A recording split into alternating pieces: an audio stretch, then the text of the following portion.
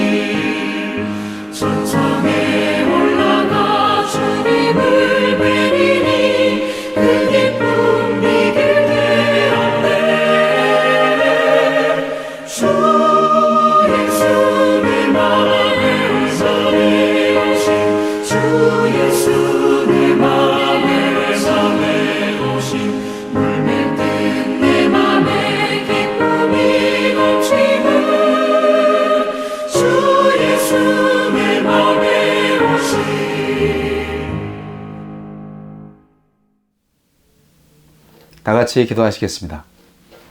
거룩하시고 자비로우신 하나님 아버지, 주님의 은혜를 인하여 감사와 찬양을 올려드립니다. 우리의 인생, 사나 죽으나 주님의 것입니다. 오직 하나님의 통치에 순종하는 마음으로 늘 기쁘게 주님을 예배하며 살아갈 수 있도록 은혜 부어 주시옵소서. 우리가 사는 동안에 여러 가지 유혹과 죄를 지을 수 있는 기회가 너무나 많이 있는데요. 그 때마다 주께서 강력한 성령의 능력을 통하여서 우리들을 하느님의 길로만 인도하여 주시고, 또한 우리가 모든 악의 세력들과 대치할 때 오직 하느님의 사랑, 성령의 능력, 진리의 말씀의 힘으로 물리칠 수 있도록 주여 역사하여 주시옵소서. 우리가 유혹에 빠져서 죄를 지을 때도 있습니다. 그러나 주님, 성령을 회방하는 죄가 아니라면 주님께 다시 자복하고 회개하여 주님의 자비로 살아나서 주님의 심판을 피하고 하느님께 충성을 다시 함으로 하느님께로부터 인정받을 수 있는 하느님 나라의 백성으로 살게 하여 주시옵소서. 세상은 정말 돈과 권력과 그리고 쾌락과 그 밖의 모든 세속적인 힘에 의해서 미친 듯이 돌아가고 있는 것 같습니다. 폭풍의 소용돌이 가운데에서도 오직 잠잠하게 하나님만을 바라볼 수 있는 오늘날 교회의 믿음을 허락하여 주시옵소서. 오늘 예배에 함께하는 모든 하나님의 자녀들을 주님께서 복 주시고 하나님의 사랑으로 채워주시옵소서. 예수님 이름으로 기도합니다. 아멘.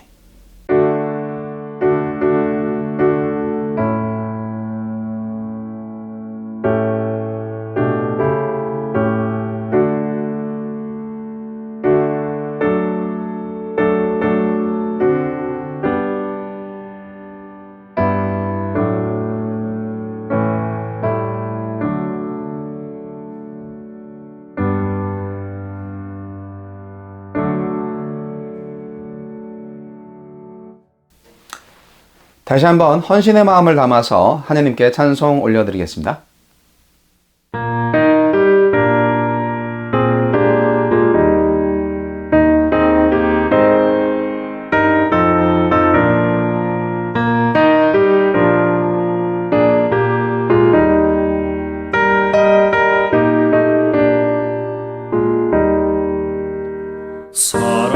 사랑하는 주님 앞에 형제자매 한자리에 그 신은혜 생각하며 즐거운 찬송 부르네.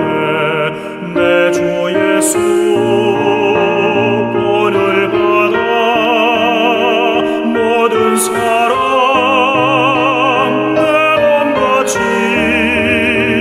환난 근심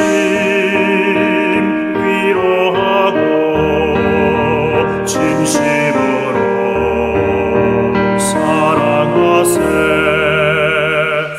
사랑하는 주님 앞에 온갖 충성 담아주소.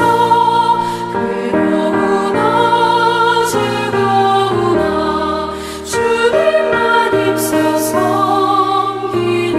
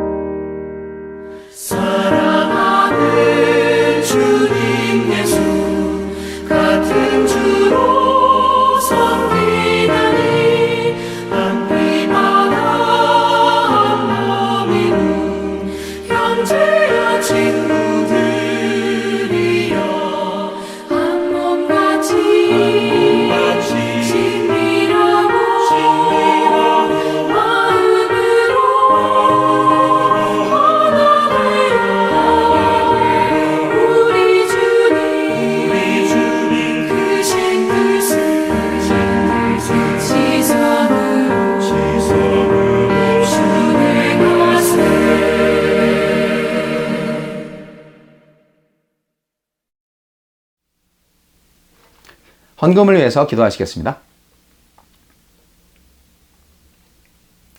우리의 모든 필요를 채워주시는 하나님께 감사를 올려드립니다. 우리의 건강, 우리의 모든 시간들, 생각의 여유까지도 하나님께서 주관하실 줄 믿습니다. 그러나 억지로 하지 아니하시고 우리들이 선택할 수 있는 기회를 주셔서 오히려 우리가 선택을 잘 못해서 비틀거릴 때가 많이 있습니다. 우리의 연약함을 용서하여 주시옵소서.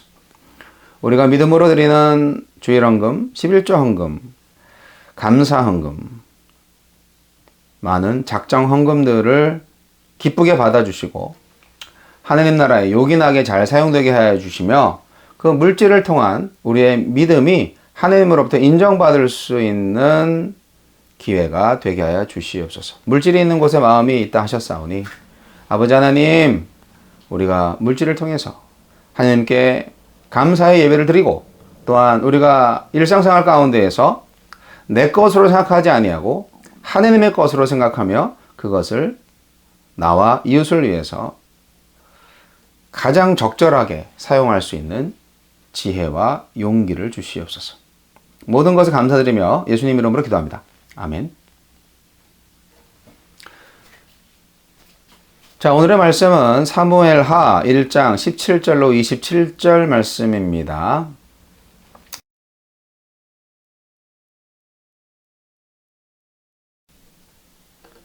읽어드리겠습니다. 다윗이 이 슬픈 노래로 사울과 그의 아들 요나단을 조상하고 명령하여 그것을 유다 족속에게 가르치라 하였으니 곧 활 노래라. 야살의 책에 기록되었으되 이스라엘아 내 영광이 산 위에서 죽임을 당하였도다. 오호라 두 용사가 엎드러졌도다. 이 일을 가드에도 알리지 말며 아스글론 거리에도 전파하지 말지어다.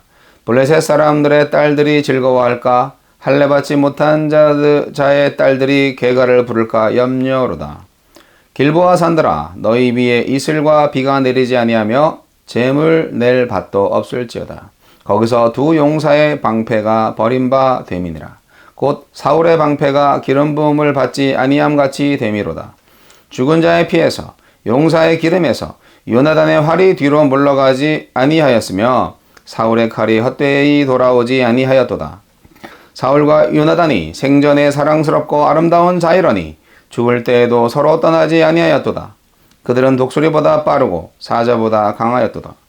이스라엘 딸들아 사울을 슬퍼하여 울지어다. 그가 붉은 옷으로 너희에게 화려하게 입혔고 금 놀이개를 너희 옷에 채웠도다. 오호라 두 용사가 전쟁 중에 엎드러졌도다. 요나단이 네 산 위에서 죽임을 당하였도다. 내 형 요나단이여 내가 그대를 애통함은 그대는 내게 쉼이 아름다움이라. 그대가 나를 사랑함이 기이하여 여인의 사랑보다 더하였도다. 오호라 두 용사가 엎드러졌으며 싸우는 무기가 망하였도다 하였더라. 아멘.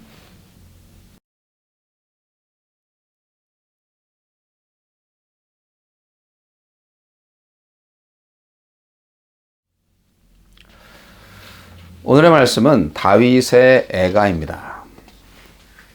사울과 요나단의 죽음을 슬퍼하면서 지은 다윗의 애가. 이 애가는 다윗의 활노래라고도 합니다. 이 시는 구약성서의 가장 뛰어난 애가 중에 하나인데요. 하느님의 영광을 찬미하는 노래는 아니기 때문에 시편에는 포함되지 않았고 본문 말씀처럼 야살의 책에 기록되었다고 합니다. 야살의 책이란 의인의 책이란 뜻으로 이스라엘 백성과 지도자들의 영웅적인 업적을 기리는 책이었을 겁니다. 우리는 이 애가를 통해서 미래의 신정 국가의 왕인 다윗의 아주 고상한 인품을 발견하게 됩니다. 구구절절 다윗의 슬픔과 비통함이 드러나지 않습니까? 이 애가에 하나님의 영광을 위하는 다윗의 열심, 원수 같은 사울에 대한 뜨거운 사랑, 그리고 요나단이라는 옛 친구에 대한 깊은 우정이 잘 나타나 있습니다. 다윗은 세상 권력에 대한 집념이나 사적인 원한을 갖고 있는 사람이 아닙니다. 하나님의 나라와 그분의 의를 추구하는 사람이었고 원수에 대한 사랑과 이웃에 대한 우정을 실천한 위대한 성도였습니다. 여러분, 성도의 삶과 사명이 무엇입니까? 우리의 창조주 하나님을 기억하며 그분을 영화롭게 하는 것입니다. 사도 바울이 고백했죠.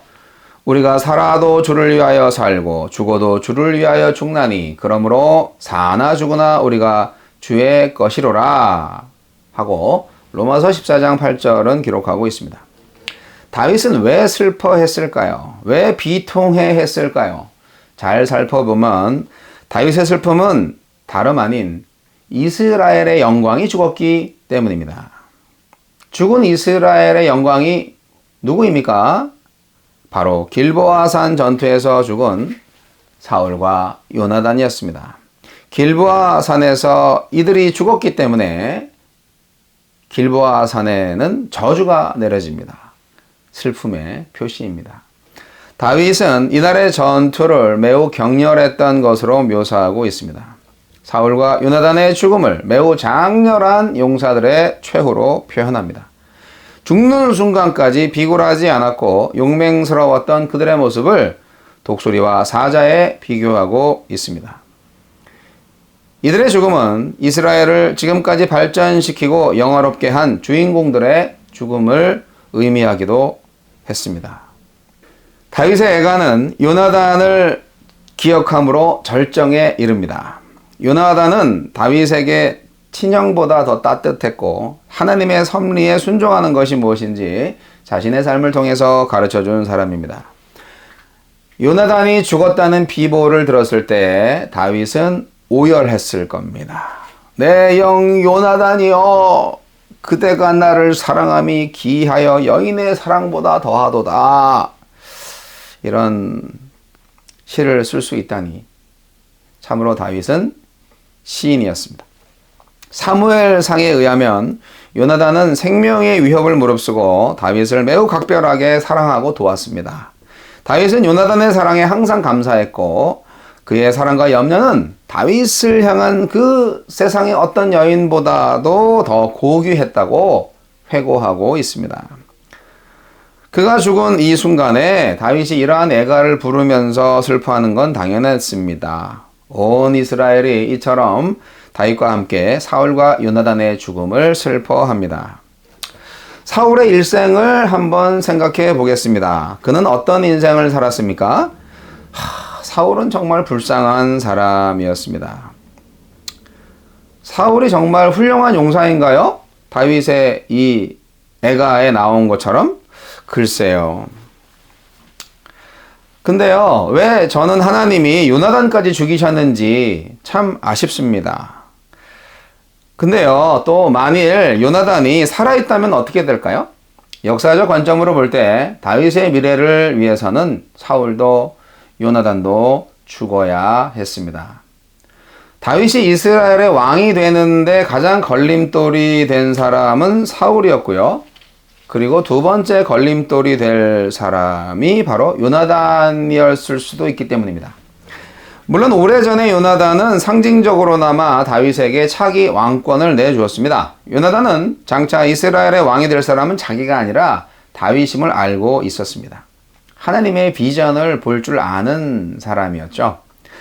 요나단은 확신했고 다짐했습니다. 다윗이 차기 이스라엘의 왕이 되는 것이 하나님의 섭리이며 자신은 그 하나님의 섭리를 거스르지 않겠다. 그렇게 사무엘상 20장에 그 내용이 나와 있는데요. 하지만 실제로 왕권이 자기에게 다가오면 과연 요나단이 변심하지 않을까? 그건 아무도 모르는 일입니다. 사울이 후계자를 정하지 않고 갑자기 죽었으니 이스라엘의 정치 세력들은 혼란에 빠졌을 겁니다. 그들은 자신들의 입지를 확고히 하기 위해서 급히 움직였습니다. 그 결과 다윗은 헤브론에서 그의 혈육이었던 유다 족속의 왕으로 추대되었는데요. 반면 아브넬을 구심점으로 한 구세력은 사울의 아들 이스보셋을 이스라엘의 왕으로 세웠습니다. 그런데 이 와중에 다윗은 결코 내가 하나님의 기름 부음을 받았으니 당연한 후계자다, 그렇게 주장하지 않았습니다. 그는 최선을 다해서 하나님의 인도를 받아서 시간이 지나 통일 왕국의 왕권을 취하게 되는데요. 다윗이 왕위에 오르기까지 7년 걸렸습니다. 다윗은 사울이 죽은 다음에 헤브론에서 유다의 왕이 되고 7년 동안 사울의 잔존 세력과 내전을 치러야 했던 거죠. 그러니까 다윗이 이스라엘의 왕이 되는 것이 하느님의 섭리인 것은 분명한데 그 과정이 순탄치만은 않았습니다. 하느님의 뜻에 순종하며 산다는 것은 노동과 기도를 포함하는 일입니다. 우리가 사무엘서를 통해서 배워야 할 가장 핵심적인 교훈이 한 가지 있는데요. 그것은 바로 하나님의 주권에 관한 것입니다. 쉽게 말하면 하나님 마음대로 하시는 일에 토달지 말아라 하는 얘기입니다. 사무엘상 2장 6절로 8절 내용에 보면은 한나의 기도 중에 여호와는 죽이기도 하시고 살리기도 하시며 라는 말이 있어요. 이 말이, 이 기도가 사무엘서의 주제를 아주 간단하게 암시하고 있습니다. 사무엘은 레위 사람이 아닌데도 제사장이 되었습니다. 엘리의 조상들에게 주어졌던 그 하나님의 영원한 제사장권이 그의 시대에서 해지되었던 거죠. 그러니까 원칙을 세우신 하나님이 필요에 따라서는 원칙을 깨기도 하시는 겁니다. 하나님 마음이니까. 엘리와 사무엘에게는 공통점이 하나 있었는데요. 이 두 제사장 다 자식을 여호와를 두려워하지 않는 망나니들로 양육했다는 것입니다. 그런데 사무엘은 살아남았고요. 엘리는 무시무시한 심판을 받았습니다. 인간적으로 생각할 때 다윗이 사울보다 더 나은 사람은 아닙니다. 다윗은 죄도 많이 지었습니다. 그럼에도 불구하고 다윗은 하나님의 복을 받았고 사울은 버림받았습니다. 이 모든 것이 하나님의 주권으로 설명됩니다. 다윗은 이러한 하나님의 주권에 자기 몸을 던진 사람이었습니다. 하나님께서 다윗에게 2번이나 사울을 죽일 수 있는 기회를 주셨습니다. 한 번은 사울이 용변을 보고 있을 때였고 또 한 번은 사울이 코를 골며 자고 있었을 때였습니다. 2차례 다 다윗이 사울을 죽이는데 걸림돌이 될 만한 것은 아무도 없었습니다. 다윗의 동료들은 이 두 기회가 다 하나님이 허락하신 복된 찬스라고 부추겼습니다. 하지만 다윗은 끝까지 사울을 죽이는 것을 거부했을 뿐 아니라 그의 부하들 중 어느 누구도 사울의 목숨을 노리지 못하게 했습니다. 왜 그랬을까요? 자기의 의의를 드러내기 위해였을까요? 아니요. 가장 근본적인 동기는 하나님에 대한, 하나님의 주권에 대한 확신 때문이었습니다. 사울이나 다윗 두 사람을 왕으로 기름 부으신 분이 바로 하나님이셨잖아요. 그렇기 때문에 이 문제는 궁극적으로 하나님이 해결하실 문제라고 생각했던 것입니다. 다윗은 철저히 자신의 운명을 하나님께 맡긴 사람입니다. 여러분은 어떠십니까?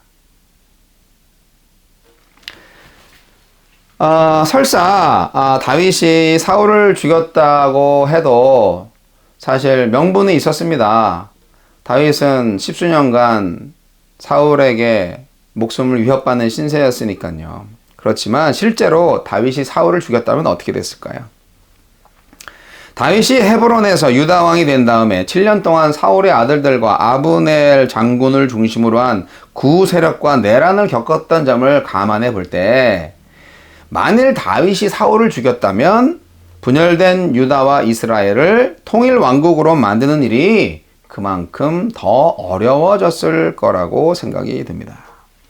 그리고요, 개인적으로 정적이지만 앞서 장인이었던 사울을 죽인 죄책감을 그 어떻게 감당할 수 있었을까요? 그의 아내이자 사울의 딸이었던 미갈이 남편이 아버지를 죽인 것을 어떻게 받아들였을까요?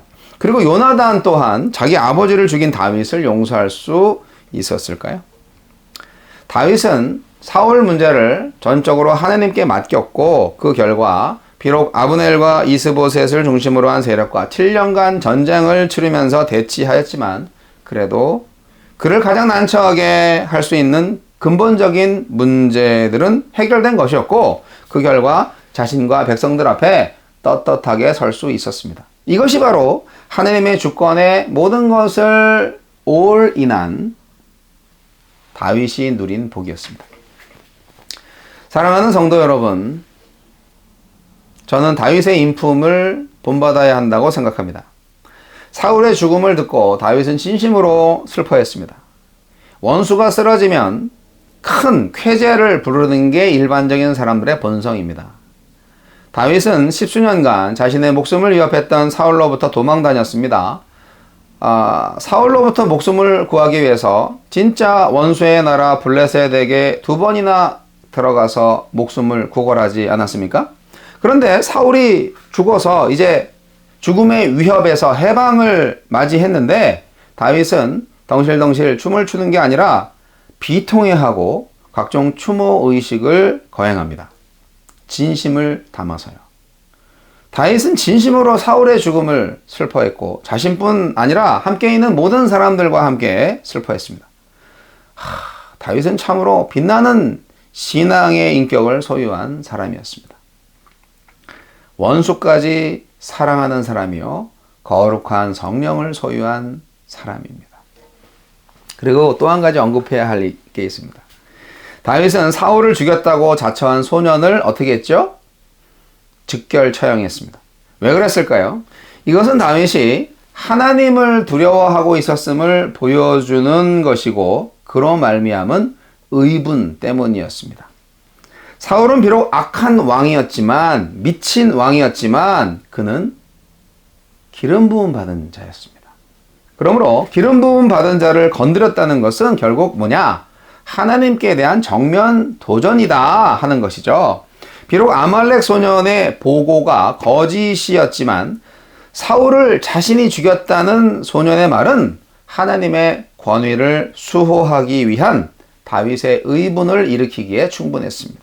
따라서 다윗은 그 소년에게 14절 보니까 여호와의 기름 부은 자 죽이기를 두려워하지 아니하였느냐? 이렇게 엄중히 따져 물었던 것입니다. 이것이 바로 오늘날 우리에게 필요한 거룩한 분노입니다. 우리는 오늘날에 하나님의 이름이 너무 업신여김을 당하는 것을 보면서도 의분을 느끼지 않는 것 같아요. 오늘날 필요한 겁니다. 거룩한 분노. 우리는 다윗의 조가, 다윗의 군가, 다윗의 애가로부터 다윗의 사랑, 즉 하나님의 사랑을 느낍니다.